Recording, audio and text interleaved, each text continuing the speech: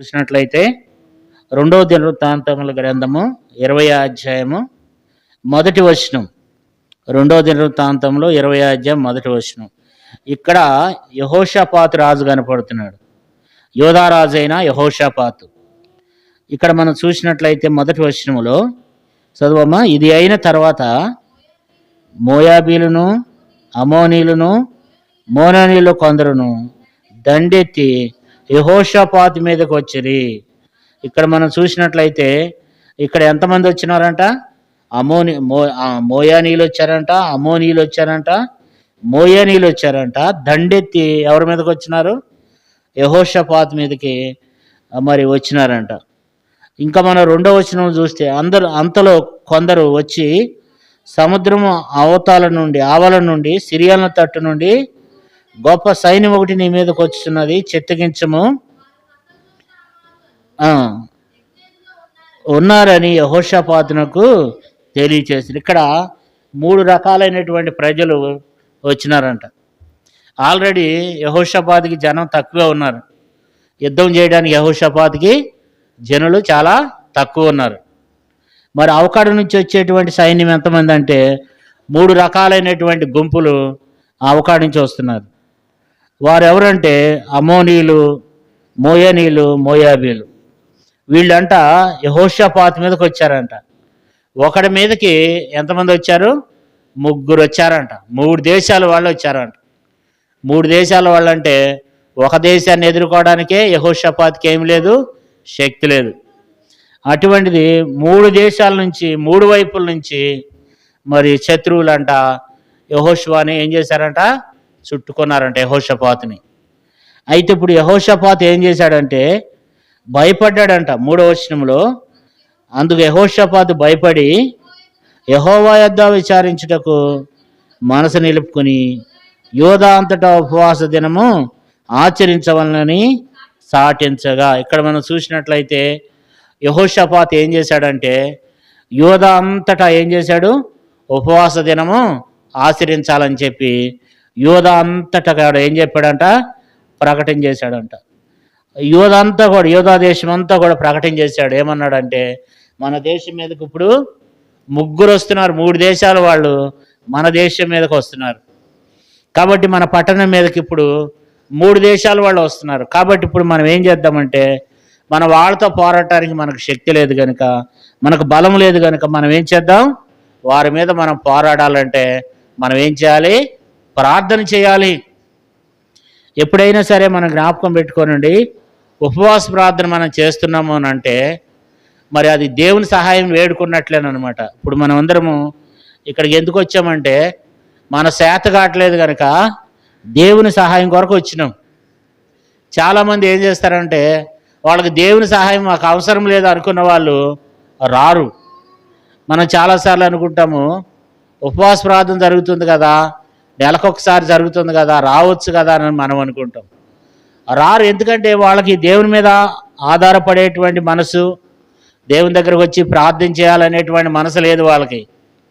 ఆ రోజు ఆ 500 కూలి కొరకే, లేకపోతే 1000 రూపాయల కూలి కొరకు ఆ రోజు కొరకు వెళ్ళిపోతారు. కానీ మరి అందరూ రారు, అందరూ దేవుని దగ్గరికి రారు, అందరూ ఉపవాస ప్రార్థన చేయరు అన్నమాట.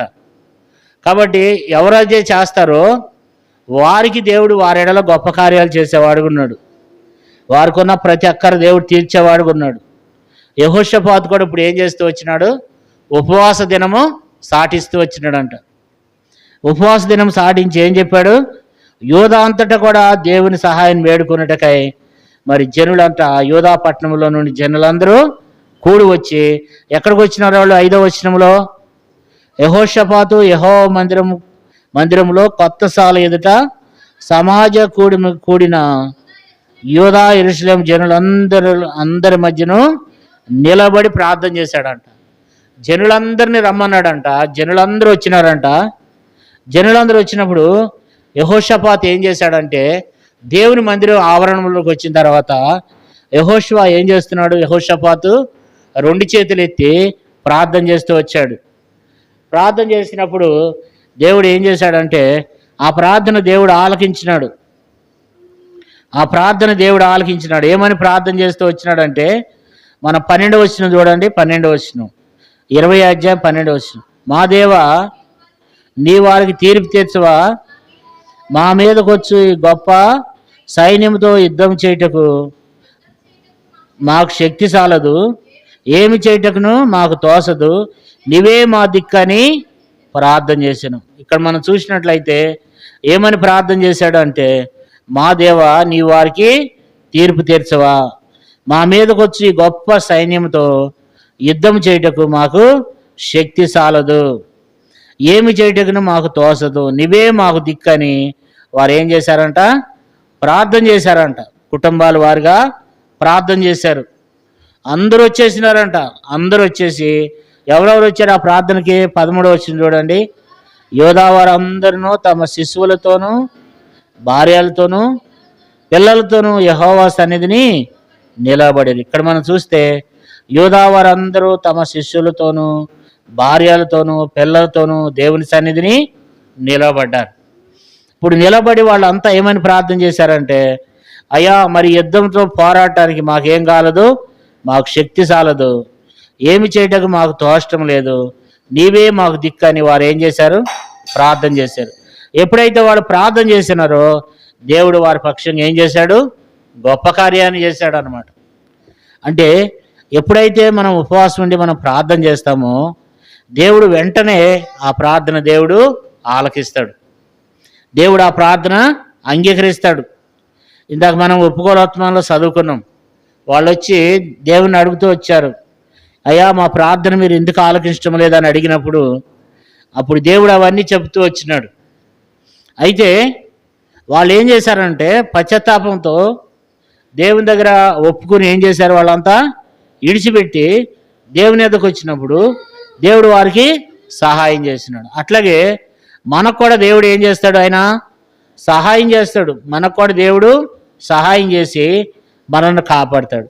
ఇక్కడ యెహోషాపాతు 3 విషయాలను జ్ఞాపకం చేస్తున్నాడు. ఒకటేంటి?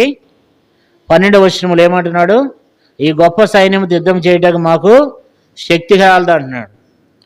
నిజమే మరి, ఎందుకంటే గొప్ప సైన్యం అంట. వాళ్ళు 3 దేశాల వాళ్ళు ఒక దేశం మీదకి వచ్చి పోరాడుతున్నారు. వాళ్ళు అంటున్నారు, అయ్యా, ఈ గొప్ప సైన్యం యుద్ధం చేయడానికి మాకు శక్తి చాలదు, ఏమి చేయటకును మాకు తోష్టం లేదు, అయ్యా, నీవే మాకు దిక్కు అని చెప్పి వారు దేవుని దగ్గర ఏం చేశారు? వేడుకున్నారు, ప్రార్థించారు. మనం కూడా మనకొచ్చే కష్టాలు, మనకొచ్చే బాధలు, మనకున్న అనారోగ్యాలు, ఏవైతే మనకు సమస్యలు ఉన్నాయో, ఏ కష్టాలు అయితే ఉన్నాయో వాటన్నిటి విషయమై మనం ఏం చేయాలి? దేవా, మాకు శక్తి చాలదు. ఈరోజు మనం ఉపవాస ప్రార్థనలో 3 మాటలు మనం పలకాలి. ఒకటేంటి? మాకు శక్తి చాలదు. రెండోది, ఏమి చేయటకు మాకు తోసదు. మూడోది, నీవే మాకు దిక్కు. ఈ 3 ఎప్పుడైతే మనము దేవుని మనం ఆశ్రయించి ఎప్పుడైతే ఈ 3 మాటలు మనం మన నోటమ్మట పలికినామో దేవుడు అప్పుడు ఏం చేస్తాడు? గొప్ప కార్యాలు చేస్తాడు. ఈ 3 మాటలు పలకాలి. ఈ 3 మాటలు ఏంటది? నీవే ఏమంటున్నారు వాళ్ళు? మాకు శక్తి చాలదు. ఒకటి, మాకు శక్తి చాలదు. ఉన్న సమస్యలను ఎదుర్కోవడానికి కానీ, అనారోగ్యాలను ఎదుర్కోవడానికి కానీ, మనకున్న ఇబ్బందులు ఎదుర్కోవడానికి మనకి ఏం చాలదు? శక్తి చాలదు. రెండోది, ఏమి చేయటకు మాకు తోసదు. ఏం చేయాలో కూడా మాకు అర్థం కావట్లేదు. మా పరిస్థితి ఇది, మా అక్కరిది, ఏం చేయాలో కూడా మాకు తోచటం లేదు. మూడోది, నీవే మాకు దిక్కు. ఈ 3 విషయాలను పెట్టి మనము దేవుని దగ్గర మనం ప్రార్థన చేయాలి. ఒకటేంటి? ఏంటంటే ఒకటి ఏం చేయాలి? మాకు శక్తి చాలదు. రెండోది, ఏం చేయాలో కూడా మాకు అర్థం కావట్లేదు, ఏం చేయాలో కూడా మాకు తోసదు. మూడోది, నీవే మాకు దిక్కు, నీవే మాకు సహాయం చేయాలి, మాకు ఇంకొక దిక్కు లేదు. కాబట్టి దేవుని మీద మనం సంపూర్ణంగా విశ్వాసంతో మనం ఏం చేయాలి? ప్రార్థన చేయాలి. మరొక దిక్కు ఉండకూడదు.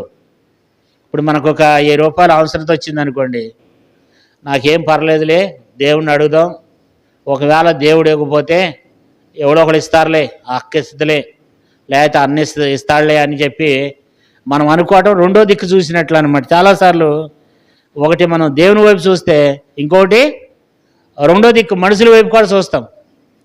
దాన్ని ఏమంటారంటే దిమ్మనసుకులు అంటారు. అంటే 2 మనసులు కలిగిన వాళ్ళు. ఒకటేంటి, ఒక 10,000 అవసరత వచ్చింది, ప్రార్థన చేస్తున్నాము. ప్రార్థన చేస్తుండగా ఒకవేళ దేవుడు ఇస్తే ఇస్తాడు, లేకపోతే ఎవరు ఇస్తారు? లేకపోతే నాగరాజు అన్న ఇస్తాడు, లేకపోతే సరళక్క ఇస్తుంది, లేకపోతే సుజాతక్క ఇస్తుంది, దయమణక్క ఇస్తుంది, ఇట్లా ఎవరో ఇస్తారులే అనుకోవటం, రెండో దిక్కు చూడటం. కానీ ఇక్కడ దేవుడు ఏమంటున్నాడంటే నీవే మాకు దిక్కు అని పెట్టాలంట. ఏం చేయాలి? నీవే మాకు దిక్కు, ఇంకా మాకు రెండో దిక్కు లేదు. మనం చాలాసార్లు రెండో దిక్కు ఎదుగుతాం. ఏ సమస్య వచ్చినా రెండో వైపు వాళ్ళు కూడా వాళ్ళు సపోర్ట్ ఉంటారు, మనకు వీళ్ళు సపోర్ట్ ఉంటారు, మనకి వీళ్ళు సహాయం చేస్తారు, లేకపోతే వాళ్ళు సహాయం చేస్తారు. లేకపోతే దేవుని దగ్గరకు వచ్చావు, ఆరోగ్యం బాగలేదు, మనకి వీలుంటే దేవుడు బాగు చేస్తాడు, లేకపోతే హాస్పిటల్కి వెళ్ళొచ్చు. ఇలాంటి తలంపులు కాకుండా మనం ఏం చేయాలి? దేవా నీవే మాకు దిక్కు, మాకు ఇంకా రెండో దిక్కు లేదు ప్రభా, మాకున్నది ఒకే ఒక దిక్కు, మీ దిక్కే. అందుకని నేను మీకు మొరపెడుతున్నానని చెప్పి మనం ఏం చేయాలి? మనం దేవుని సన్నిధిలో మనము ప్రార్థన చేయాలి. ఇక్కడ కూడా మరి చూసినట్లయితే నీవే మాకు దిక్కు అని ఏం చేశారంట? వాళ్ళు ప్రార్థన చేశారంట. అయ్యా నీవే మాకు, మా దిక్కు మీరే, ఇక మాకు ఇక రెండవ దిక్కు, రెండోది మాకు లేదు. కాబట్టి నీ దిక్కున మరి నీ వైపు చూస్తున్నాను. కీర్తనకారుడు అంటాడు చూడండి, దావీదు ఏమన్నాడంటే 25వ కీర్తన మొదటి వచనం, కీర్తనల గ్రంథం 25వ కీర్తన మొదటి వచనం, యెహోవా నీ దిక్కునకు చూసి నా ఆత్మను ఎత్తుచున్నాను, నా దేవా నీ యందు నమ్మిక ఉంచున్నాను, నన్ను సిగ్గుపడనీయకము, నా శత్రువులను నన్ను గూర్చి ఉత్సాహింపనీయకము. కాబట్టి ఇక్కడ కూడా ఏమంటున్నాడు? నీ దిక్కునకు చూసి నా ఆత్మను ఏం చేస్తున్నాను? ఎత్తుతున్నాను. నీ దిక్కు అంటే మరి కీర్తనకారుడు అంటాడు నీ వైపు చూస్తున్నాను, నీ దిక్కు చూస్తున్నాను. కాబట్టి నీ వైపే ఉన్నది. 15వ వచనం చదవండి, 25వ కీర్తన 15వ వచనం. నా కన్ను దృష్టి ఎల్లప్పుడూ యెహోవా వైపునకే తిరిగి ఉన్నది, ఆయన నా పాదములను వలలో నుండి ఇడిపించును. కదా ఇక్కడ ఏమంటాడు? నా కన్ను దృష్టి ఎల్లప్పుడు ఎవరి వైపు ఉంది? యెహోవా వైపునకే తిరిగి ఉన్నది, ఇంకా రెండో వైపు లేదంట. కీర్తనకారుడు దావీదు అంటాడు నా కన్ను దృష్టి ఇక రెండో వైపు లేదు. ఎవరి వైపు ఉంది నా కన్ను దృష్టి అంటే? దేవుని వైపే ఉంది, ఇక రెండో వైపు లేదంట. తన కన్ను దృష్టి రెండో వైపు లేదంట. ఎందుకంటే దేవుని వైపే ఉన్నది, దేవుని వైపే చేతులు ఎత్తున్నాడు. 28వ కీర్తన 2వ వచనం, 22వ కీర్తన 2వ వచనం, నేను మీకు మొరపెట్టినప్పుడు. 28వ కీర్తన 2వ వచనం చదవమ్మా. నేను నీకు మొరపెట్టినప్పుడు నీ పరిశుద్ధ ఆలయం వైపునకు నా చేతులు ఎత్తినప్పుడు నా విజ్ఞాపన ధ్వని ఆలకించము. కాబట్టి నీ వైపునకు అనే మాట కనపడుతుంది ఇక్కడ 2వ వచనంలో. 28వ కీర్తన 2వ వచనంలో ఏముందంటే నేను నీకు మొరపెట్టినప్పుడు నీ పరిశుద్ధ ఆలయం వైపునకు నా చేతులు ఎత్తినప్పుడు. ఇక్కడ కూడా మరి నీ వైపునకు, నీ ఆలయం వైపు ఎత్తినప్పుడు నాకు సహాయం చేయమని దావీదు ప్రార్థన చేశాడు. అంటే దేవుని వైపు నా చేతులు ఎత్తున్నా, నా చేతులు నీ వైపు ఎత్తున్నా. ఇక నాకున్న దిక్కు నీవే, నీ వైపే నేను చేతులు ఎత్తున్నాను. ఇంకా నేను ఎవరి వైపు ఎత్తడం లేదు. అంటే మనము దేవుని వైపు పూర్తిగా, దేవుని వైపు మన చేతులు ఎత్తేవారంగా, దేవుని వైపు మన దృష్టి దేవుని వైపు ఉండేటట్లుగా మనం ఏం చేయాలంటే దేవుని దగ్గర మనం అడగాలి. దేవా నేను మీ వైపే చూస్తున్నానని చెప్పి మనం అడగాలి. దావీదు అంటాడు చూడండి ఒక మాట, 86వ కీర్తన 4వ వచనం, 86వ కీర్తన 4వ వచనం చదవండి. ప్రభువా నా ప్రాణము నీ వైపునకు ఎత్తి ఉన్నాను. కాబట్టి ఇక్కడ కూడా కీర్తనగాడు దావీదు అంటాడు ఎవరి వైపు ఎత్తున్నాడంట? నీ వైపే ఎత్తుతున్నాను, దేవుని వైపు, పూర్తిగా దేవుని వైపు తిరిగిండంట. కాబట్టి మరి ఈ ఉదయకాల సమయంలో ఉపవాస ప్రార్థన ద్వారా మరి 2వ దినవృత్తాంతముల గ్రంథం 20వ అధ్యాయము 12వ వచనంలో చూస్తే ఇక్కడ మరి యెహోషాపాతు 3 విషయాలను జ్ఞాపకం చేశాడు దేవుని దగ్గర. ఏమని ప్రార్థన చేశాడంటే, దేవా మా దేవా, నీ వారికి తీర్పు తీర్చవా? మా మీదకి వచ్చి గొప్ప సైన్యంతో యుద్ధం చేయటకు మాకు శక్తి చాలదు, ఏమి చేయటకును మాకు తోసదు, నీవే మాకు దిక్కు అని ఏం చేశాడు? ప్రార్థన చేశాడు. కాబట్టి మనం కూడా మనకున్న ఏ బాధ అయితే ఉందో, ఏ సమస్య అయితే ఉందో, ఏ ఇబ్బంది అయితే ఉందో, వీటన్నిటిని బట్టి మనము దేవుని మనం అడుగుదాం, దేవుని దగ్గర మనం ప్రార్థన చేద్దాం. దేవా, నీవే నాకు దిక్కు, నాకు మరొక దిక్కు లేదు, నేనున్నది ఒకే ఒక దిక్కు, నీ వైపే చూస్తున్నాను, నీ వైపే. మనం హృదయపూర్వకంగా విశ్వాసంతో మనం దేవుని వైపు తిరగాలి. అప్పుడు దేవుడు మనకు సహాయం చేస్తాడు. ఇప్పుడు యెహోషాపాతు కూడా ఏం చేశాడు? దేవుని వైపు తిరిగినప్పుడు 15వ వచనంలో చూస్తే, యూదావారులారా, యెరూషలేము కాపురస్తులారా, యెహోషాపాతు రాజా, మీరందరూ ఆలకించుడి. యెహోవా సెలవిచ్చినది ఏమనగా, ఈ గొప్ప సైన్యమునకు భయపడకుడి, జడియకుడి. ఈ యుద్ధం మీరు కాదు, దేవుడే జరిగించును. చూసారండి, మరి ఇక్కడ ఆయన విశ్వాసంతో ఒక మాట అన్నాడు. ఏమన్నాడంటే, ఈ గొప్ప సైన్యంకు మీరు భయపడొద్దు, జడియొద్దు, ఈ యుద్ధం మీరు కాదు, దేవుడే జరిగిస్తాడని చెప్పాడు. నిజంగానే దేవుడే జరిగించాడు. మరి ఇక్కడ యెహోషాపాతు ఏం చేశాడంటే, దేవుని స్తుతిస్తూ వచ్చాడు, దేవుని ఆరాధిస్తూ వచ్చాడు, దేవుని మహింపరుస్తూ వచ్చినాడు. అయితే ఇక్కడ ఏం చేస్తూ వచ్చినారంట? వాళ్ళకు వాళ్ళే పొడుచుకున్నారంట. 22వ వచనం చూడండి, 22వ వచనం. వారు పాడుటకును స్తుతించుటకును మొదలుపెట్టగా, యెహోవా యూదా వారి మీదకి వచ్చిన అమోనీయుల మీదను, మోయాబు మీదను, శేయూరు మాన్య నివాసుల మీదను మాటుగాండు పెట్టిన గనుక వారు అతులేరు. అమ్మోనీయులను, మోయాబీలను, శేయూరు మాన్య నివాసులను బొత్తుగా చంపి నిర్మూలము చేయవలనని పొంచి ఉండి వారి మీద పడిరి. వారు శేయూరు కాపురస్తులను కడముచ్చిన తర్వాత తమలో ఒకరినొకరు ఏం చేస్తూ వచ్చినారంట? ఒకరినొకరు చంపుకుంటూ వచ్చినారంట. చూడండి, అంతమంది సైన్యం అంట దేవుడు తారుమారు చేసిండంట. వాళ్ళకు వాళ్ళే ఒకరికొకటి వచ్చిన శత్రువులు. మనకు ఆ శత్రువులు లేరండి. ఆ రోజుల్లో అట్లా ఉండేవాళ్ళు. వాళ్ళకు ఉన్నటువంటి ఆ శత్రువులు వాళ్ళకి ఏం చేశారు? పొడుచుకుని చచ్చిపోయినారు. ఇప్పుడు మన జీవితాల్లో కూడా మనకు శత్రువులు లేరు, కానీ మనకున్న శత్రువు సాతానే. మనకు శత్రువు లేరు, కానీ సమస్యలు ఉన్నాయి, అనారోగ్యాలు ఉన్నాయి, ఇబ్బందులు ఉన్నాయి. మన పిల్లల భవిష్యత్ విషయంలో మనం చింతపడుతున్నాం, బాధపడుతున్నాం. రకరకాల మనకు సమస్యలు ఉన్నాయి. ఇవే మనకు శత్రువులు. మనకున్న ఇబ్బందులు, మనకున్న కష్టాలు, సాతానుడు వీటన్నిటిని మన మీదకి తీసుకుని వస్తున్నాడు. వీటితో మనం పోరాడలేము, వీటిని మనం జయించలేము. మనకేం తీసుకుని వస్తున్నాడంటే పోరాటాలు తీసుకొస్తున్నాడు, అనారోగ్యాలు తీసుకొస్తున్నాడు, అప్పుల బాధలు తీసుకొస్తున్నాడు, తర్వాత కుటుంబంలో సమస్యలు తీసుకొస్తున్నాడు, సంఘంలో సమస్యలు తీసుకొస్తున్నాడు సాతాను. తర్వాత కుటుంబంలో అనేకమైనటువంటి ఇబ్బందులు తీసుకొస్తున్నాడు. మన పిల్లల విషయంలో కూడా అనేకమైనటువంటి అక్కర్ల అవసరాలు ఉన్నాయి, కొదువులు కోతలు ఉన్నాయి. మరి వీటిని మనం చేయలేము, కానీ దేవుని అడుగుదాం, దేవుని దగ్గర మనం ప్రార్థన చేద్దాం, దేవుని మనం అడుగుదాం. దేవా, మాకు శక్తి చాలదు, ఏమి చేయటం మాకు తోసదు, నీవే మాకు దిక్కని మనము మొరపెడదాం. దేవుడు ఆ రీతిగా మనకు కూడా ఏం చేస్తాడు? ఆయన సహాయం చేసి మనకున్న ప్రతి సమస్య నుంచి ఆయన ఏం చేస్తాడు? విడిపించి గొప్ప కార్యాన్ని, ఆశ్చర్యకార్యాన్ని దేవుడు చేస్తాడు. దేవుడి కొద్ది మాటలను దీవించి ఆశీర్వదించును గాక. మనం ఈ సమయంలో